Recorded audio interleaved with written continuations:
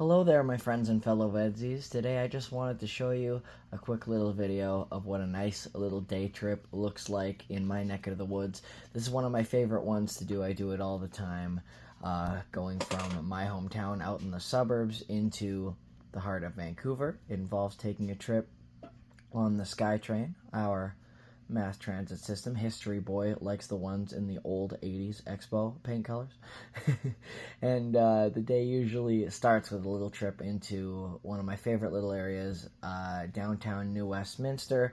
I did a video about some historic buildings here a couple of VEDs ago, and it's just one of my favorite little spots to stop and hang out.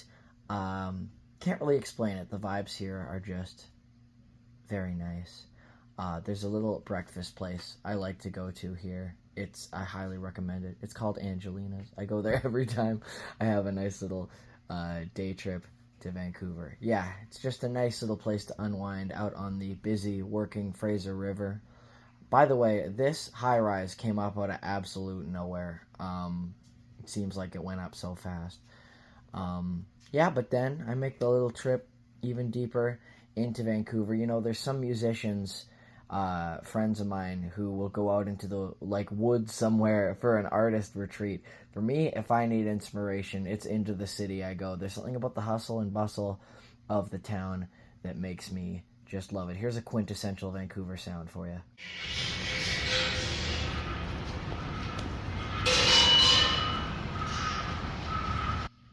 Yeah, that's the good stuff. False Creek is beautiful, an excellent place to just walk around and take in the sights. It was quite a rainy day, as you can tell, but that's just the way I like it, frankly. A nice, relaxing, rainy walk is just the best. Alicia did a video recently on being sort of a tourist in your own town. I highly recommend it. This is a park I go to all the time, and there's still historic buildings I've never noticed before, like this one with higher residential units being built on top of it. I thought that was very cool. And I just kind of spent the day walking around getting aesthetic shots of Vancouver, and then also kind of getting distracted, as I always do, by the record store. I somehow managed to resist this first pressing of Destroyer, which was the hardest thing I've ever done in my life. As it got into the evening, a really strange weather pattern started to come in, some changing air pressures and cloud formations. I thought it might be cool to film my train trip back home, but I was having too good a day to leave when the train was scheduled to leave, so I wound up staying downtown a little bit longer despite the weird weather.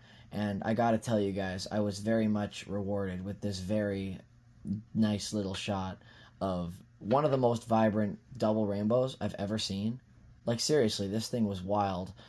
Stretching all the way across the sky, and touching down right in the body of water here. As you can tell, I was far from the only one filming this thing, as tourists descended upon the area to get this really just cool shot. So, very nice. The vlogging gods were shining down upon me on this day. But yeah, I just had too much of a good time wandering around and wound up staying late into the evening.